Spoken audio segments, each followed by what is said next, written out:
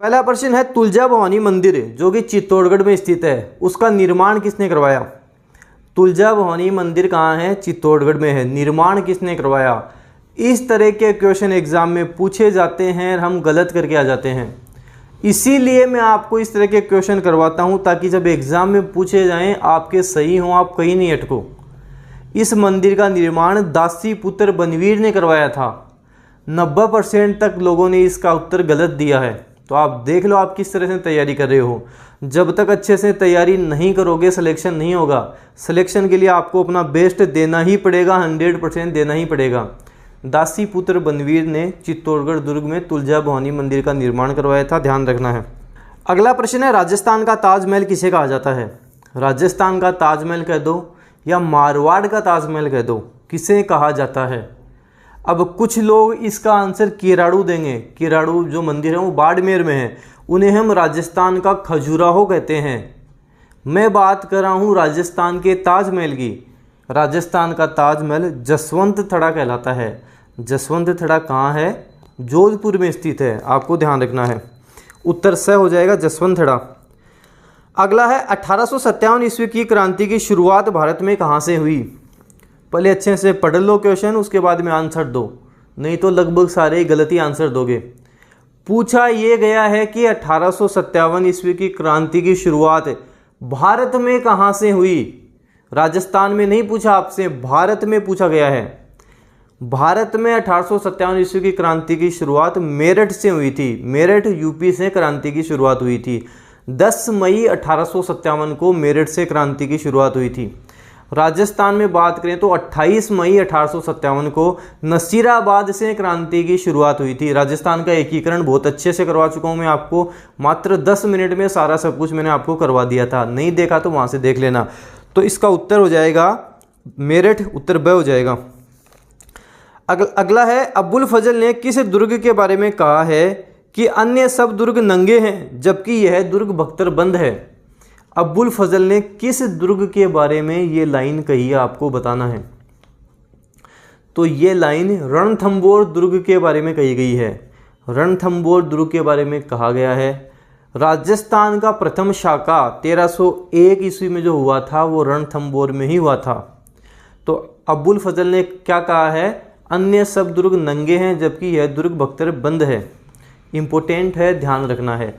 अमीर खुसरो ने भी एक बात कही थी कि सोने के 2 दानों के बदले चावल का 1 दाना भी नसीब नहीं हो रहा था। ये लाइन किसकी है? अमीर खुसरो की है। एक लाइन और गई थी, आज कुफ्र का गढ़ इस्लाम का घर हो गया। ये भी अमीर खुसरो ने कही थी। दोनों लाइन आपको ध्यान रखनी है। तो इसका उत्तर हो जाएगा 4th रणथंबोर दुर्ग। अगला है, एकलिंग जी के मंदिर को वर्तमान स्वरूप किसने दिया। ये प्रश्न भी पूछा था, लगभग सभी ने इसका उत्तर भी गलत दिया। पूछा क्या है, एकलिंग जी के मंदिर को वर्तमान स्वरूप किसने दिया। 3 क्वेश्चन यहाँ पे हमारे पास बनते हैं। पहला, एकलिंग जी का मंदिर कहाँ है। कैलाशपुरी गांव नागदा उदयपुर में एकलिंग जी का मंदिर है जिसका निर्माण बप्पा रावल ने करवाया। मोकल ने क्या करवाया? एकलिंग जी के मंदिर के चारों तरफ परकोटे का निर्माण करवाया। उसके बाद में है, इसका वर्तमान स्वरूप किसने दिया। तो महाराणा रायमल ने इसका वर्तमान स्वरूप दिया था। मेवाड़ के महाराणा रायमल ने इसका वर्तमान स्वरूप दिया था। उत्तर हो जाएगा स रायमल। काफ़ी लोगों ने इसका उत्तर गलत दिया है, अच्छे से पढ़ो, अच्छे से करो इन क्वेश्चन को।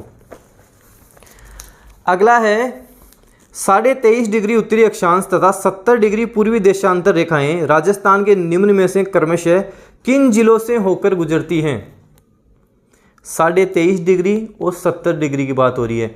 तो 23.5 डिग्री तो यहाँ पर उत्तरी अक्षांश है, 70 डिग्री यहाँ पर पूर्वी देशांतर है। अगर आपको उत्तरी अक्षांश राजस्थान की अक्षांश रेखा अच्छे से आती है तो इसका उत्तर दे दोगे। राजस्थान की बात करें तो 23 डिग्री 3 मिनट उत्तरी अक्षांश से 30 डिग्री 12 मिनट उत्तरी अक्षांश पर है। 69 डिग्री 30 मिनट से 78 डिग्री 17 मिनट पूर्वी देशांतर पर है। तो 23 डिग्री नीचे नीचे आएगा, कहाँ पर आएगा? बांसवाड़ा में आएगा। फिर उधर हम बात करें तो जैसलमेर का क्षेत्रफल बहुत ज़्यादा है। राजस्थान का सबसे बड़ा जिला क्षेत्रफल की दृष्टि से जैसलमेर ही है जिसका क्षेत्रफल 38,401 वर्ग किलोमीटर है। हम बात कर रहे हैं 70 डिग्री पूर्वी देशांतर पर 69 डिग्री से जैसलमेर शुरू होता है, 69, 70, 71 इस तरह से जैसलमेर ही चलेगा। क्षेत्रफल काफ़ी बड़ा है, तो 70 डिग्री की भी हम बात करेंगे तो जैसलमेर आएगा। तो नीचे नीचे बांसवाड़ा, पूर्वी की बात करेंगे तो जैसलमेर, उत्तर हो जाएगा ए बांसवाड़ा जैसलमेर। अगला है राजस्थान में प्रवेश करने वाले पश्चिमी विक्षोभों की उत्पत्ति कौन से क्षेत्र से होती है?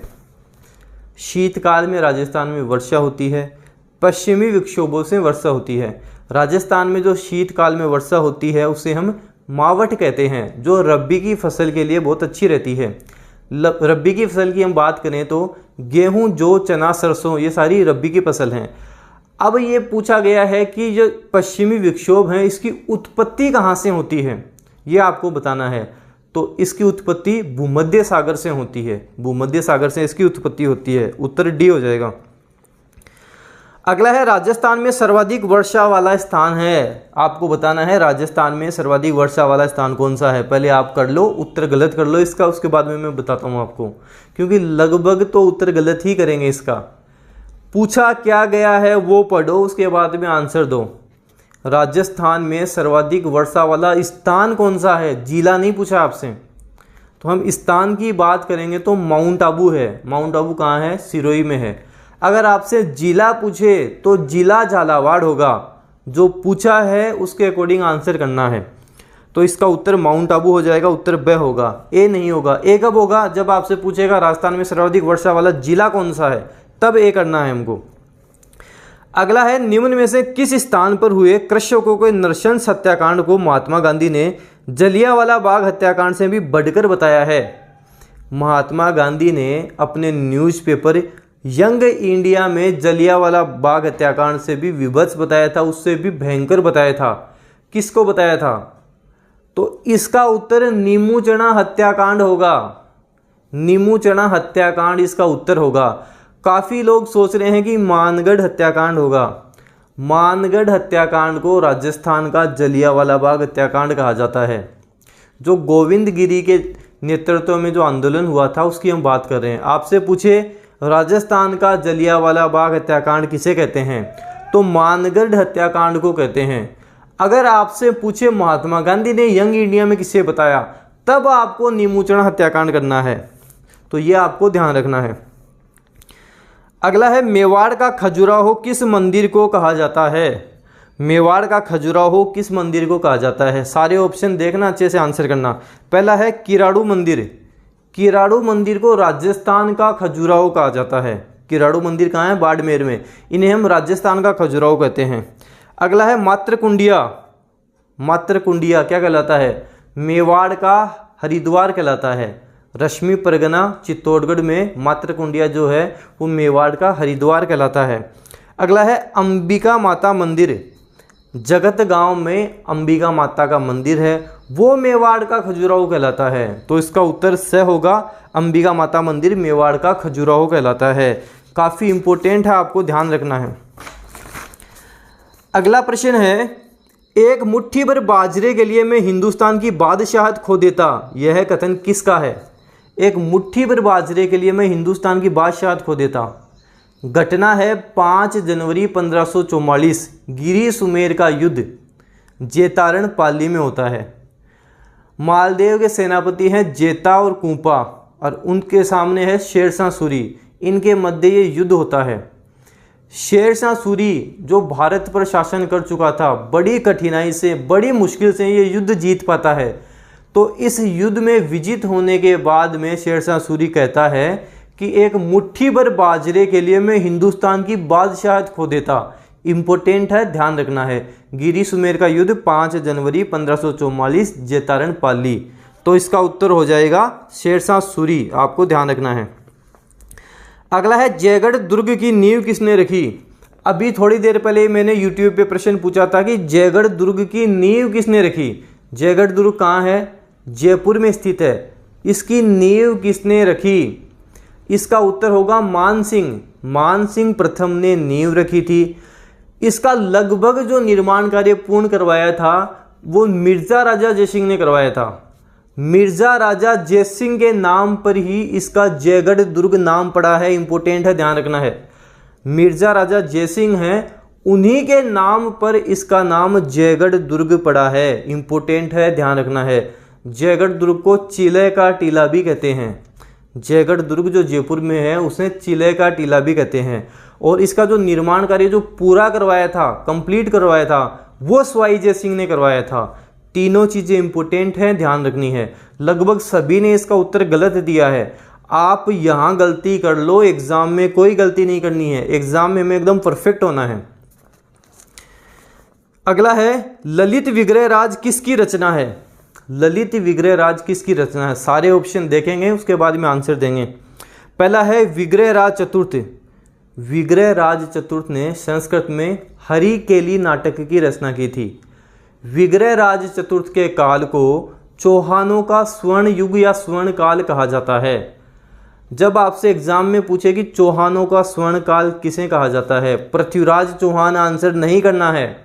विग्रह राज चतुर्थ के काल को चौहानों का स्वर्ण युग कहा जाता है। विग्रह राज चतुर्थ ने संस्कृत में हरिकेली नाटक की रचना की थी। अगला है सोमदेव। सोमदेव इनके दरबारी कवि थे जिन्होंने ललित विग्रह राज लिखा था। सोमदेव दरबारी कवि हैं, उन्होंने ललित विग्रह राज की रचना की थी। अगला है नरपति नालय। नरपति नालय ने बिसलदेव रासो की रचना की थी। आपसे पूछे बिसलदेव रासो किसकी रचना है, तो नरपति नालय की रचना है। उत्तर इसका ब हो जाएगा, सोमदेव, जिसने ललित विग्रह राज लिखी थी। अगला है आदिवासियों का मसीहा नाम से किसे जाना जाता है? आदिवासियों का मसीहा हम किसे कहते हैं? उन्हें हम बावजी भी कहते हैं।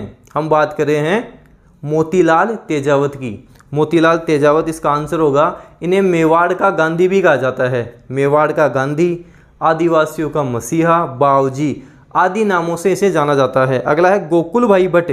अगला ऑप्शन गोकुल भाई भट्ट है। गोकुल भाई भट्ट को राजस्थान का गांधी कहा जाता है। आपसे पूछे राजस्थान का गांधी कहलाता है गोकुल भाई भट्ट। इसमें एक ऑप्शन है प्यारेलाल गुप्ता। प्यारेलाल गुप्ता को हम चिड़ावा का गांधी कहते हैं। प्यारेलाल गुप्ता चिड़ावा का गांधी। एक ऑप्शन है भोगीलाल पांड्या। भोगीलाल पांड्या वागड़ के गांधी कहलाते हैं। भोगीलाल पांड्या को हम वागड़ के गांधी कहते हैं।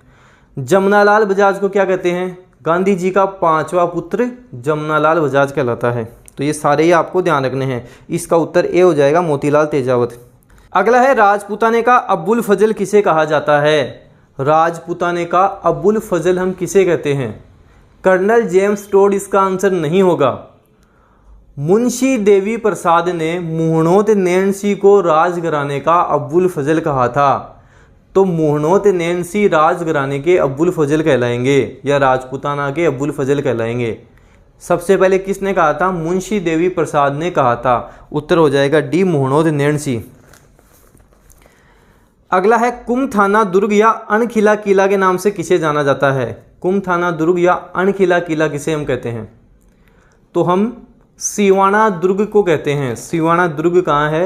बाड़मेर में है। हल्द्वेश्वर की पहाड़ी पर ये स्थित है। मारवाड़ के शासकों की शरण स्थली भी ये कहलाता है। जालोर दुर्ग की कुंजी भी कहलाता है। सिवाना दुर्ग बाड़मेर जालोर दुर्ग की कुंजी भी कहलाता है। ये सारी चीज़ें आपको ध्यान रखनी है। उत्तर डी हो जाएगा इसका। अगला है राजस्थान के लिए सर्वप्रथम राजपूताना शब्द का प्रयोग किसने किया? राजपूताना शब्द का प्रयोग किसने किया? क्या कर्नल जेम्स टोड ने किया था? कर्नल जेम्स टोड ने तो राजस्थान, रायथान, रजवाड़ा इन शब्दों का प्रयोग किया था। अगर आपसे पूछे राजस्थान का किसने किया, तो कर्नल जेम्स टोड। राजस्थान, रायथान, रजवाड़ा इनका कर्नल जेम्स टोड ने किया था। बात हो रही है राजपूताना की, तो सर्वप्रथम राजपूताना शब्द का प्रयोग जॉर्ज थॉमस ने किया था। 1800 ईस्वी में किया था। हमें पता कैसे लगा? 1805 ईस्वी में विलियम फ्रैंकलिन की एक बुक आती है, the military memoirs of mister George Thomas. उससे हमें इस बारे में पता लगता है। तो ये सारी चीज़ें इंपॉर्टेंट हैं, आपको ध्यान रखनी है। उत्तर हो जाएगा जॉर्ज थॉमस। अगला है वीर दुर्गादास राठौड़ को किसने राठौड़ों का यूलिसेस कहा? वीर दुर्गादास राठौड़ कहाँ के हैं? मारवाड़ के। इनको राठौड़ों का यूलिसेस किसने कहा था? तो कर्नल जेम्स टोड ने इन्हें राठौड़ों का यूलिसेस कहा था। कर्नल जेम्स टोड ने राठौड़ों का यूलिसेस कहा था, आपको ध्यान रखना है। अगला प्रश्न है धौलपुर की स्थापना कब हुई? धौलपुर की स्थापना कब हुई थी? 1 नवंबर 1956 राजस्थान का एकीकरण पूर्ण हुआ था। तब राजस्थान में कुल 26 जिले थे। 27वां जिला धौलपुर बनता है। 15 अप्रैल 1982 को 27वां जिला धौलपुर बना। तो इसका आंसर हो जाएगा 15 अप्रैल 1982। 10 अप्रैल 1991 12 दौसा राजसमंद। उसके बाद में हनुमानगढ़, करौली और प्रतापगढ़ बने थे। हनुमानगढ़ 12 जुलाई 1994, करौली 19 जुलाई 1997 और प्रतापगढ़ अंतिम जिला बना था जो 26 जनवरी 2008 को बना था। अंतिम प्रश्न है हमारे पास, राजस्थान शब्द का प्राचीनतम उल्लेख बसंतगढ़ शिलालेख सिरोही में मिलता है। तो राजस्थान के लिए क्या नाम प्रयुक्त हुआ था? बसंतगढ़ शिलालेख सिरोही में राजस्थान का क्या नाम प्रयोग हुआ था? बसंतगढ़ शिलालेख सिरोही 625 ईस्वी का है। विक्रम संवत की बात करेंगे तो 682 हो जाएगा। ईस्वी में हम 57 ऐड करेंगे तो विक्रम संवत आ जाएगा। तो राजस्थान का नाम यहाँ पे राजस्थानीय द्वितीय मिला था। राजस्थानीय द्वितीय राजस्थान के लिए प्रयोग हुआ था। इम्पोर्टेंट है, ध्यान रखना है। तो ये सारे इम्पोर्टेंट क्वेश्चन हैं जो बार बार रिपीटेड हैं, बार बार पूछे गए हैं। अच्छे से तैयार करने हैं। एक्स्ट्रा फैक्ट बताए हैं उनको भी अच्छे से तैयार करना है। वीडियो लाइक करें, वीडियो शेयर करें। अगर आप चैनल पे नए हो तो सब्सक्राइब करके रखना, बेल आइकन को भी प्रेस करके रखना। कोई भी न्यू अपडेट आए वो आपको मिलती रहेगी। Thank you.